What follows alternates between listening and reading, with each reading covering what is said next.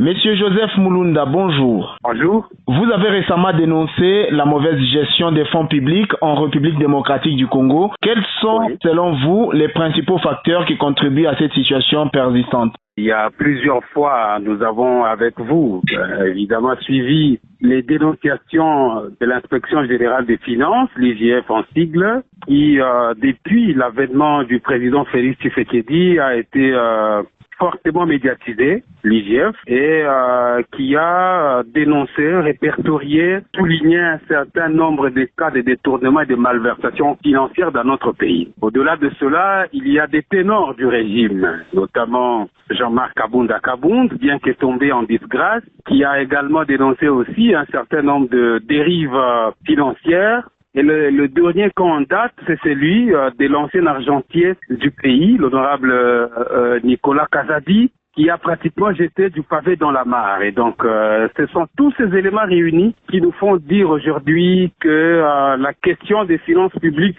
fait non seulement couler beaucoup d'encre et de salive, mais soulève beaucoup de préoccupations, beaucoup d'interrogations quant au combat sur la moralisation de la vie publique, l'instauration de l'état de droit et même la lutte contre la corruption prônée par le président Félix-Antoine Tshisekedi Tshilombo. Vous avez évoqué l'heure de la responsabilité. À qui cette responsabilité incombe-t-elle principalement? Mais cette responsabilité incombe premièrement aux gouvernants, en commençant par les animateurs de nos institutions, les institutions nationales et les institutions provinciales. Elle incombe également à tous les citoyens, parce que vous savez que la question de la gouvernance nous intéresse tous au plus haut point. Il s'agit de notre pays.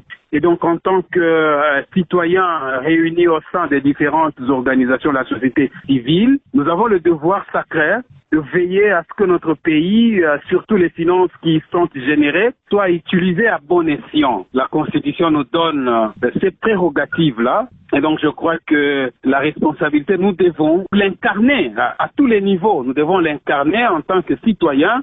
Il faudrait que nous puissions savoir ce que font les fonds qui sont générés par les impôts et les taxes que nous payons en tant que citoyens, et nous devons savoir à quoi est-ce qu'ils sont alloués, parce que regardez par exemple aujourd'hui, la province du Tanganyika est en détresse, parce qu'on n'a pas pu mettre en place des politiques prémonitoires pour essayer de prendre des mesures préventives contre les dérèglements climatiques, avec son lot de conséquences. Donc nous avons aujourd'hui déploré 2 cas de morts, non seulement au Tanganyika, mais aussi dans le sud Kivu, qui sont dus aux inondations, voyez-vous. Alors que il y a certainement le ministère du Plan qui avait, j'imagine, prévu toutes ces catastrophes, vues à l'avance, et celui de l'environnement, et les fonds certainement décaissés ou prévus dans les lignes budgétaires, mais chaque fois qu'ils atterrissent, ils sont tout simplement détournés, dilapidés, affectés à autre chose, à la fanfaronnade nationale, et les populations en pâtissent. Comment évaluez-vous, Monsieur Joseph, les rôles des institutions de contrôle telles que l'Inspection générale des finances IGF dans la lutte contre la corruption et la mauvaise gestion des fonds publics?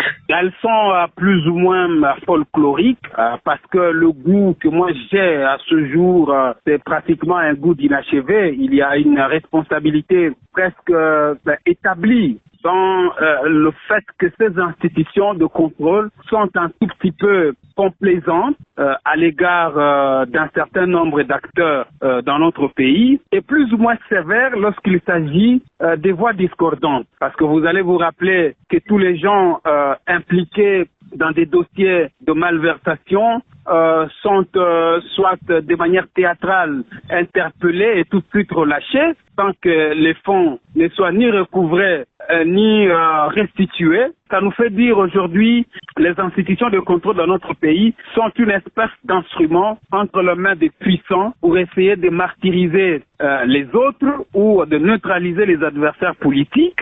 Ou carrément distraire la population pour l'empêcher à revendiquer ce qui lui revient de droit. Monsieur Joseph, pour terminer, quelle réforme institutionnelle ou législative proposeriez-vous pour renforcer la transparence et la reddition des comptes au sein de l'administration publique? Écoutez, il faut d'abord, premièrement, assurer l'indépendance du Parlement, l'Assemblée nationale et le Sénat, qui sont les deux chambres, une espèce de soupape de contrôle des finances finances publiques et qui sont paralysées par cette espèce de loyauté renouvelée à une certaine autorité. Donc elles ont, ces deux chambres, abandonné leur mission au profit des intérêts politiques, des intérêts pratiquement partisans. Ça, c'est la première. Deuxièmement, il faut, à mon avis, détacher l'inspection générale des finances de la présidence de la République, parce que à chaque fois, par exemple, que ces malversations pointent du doigt, soit des proches, soit des responsables au plus haut point, j'ai l'impression que l'IGF est incapable, n'est-ce pas, d'aller plus loin. Il faut bien évidemment créer un parquet financier qui va s'occuper de ce genre de cas et lui donner le pouvoir nécessaire. Il ne faudrait pas que les animateurs de ce parquet soient nommés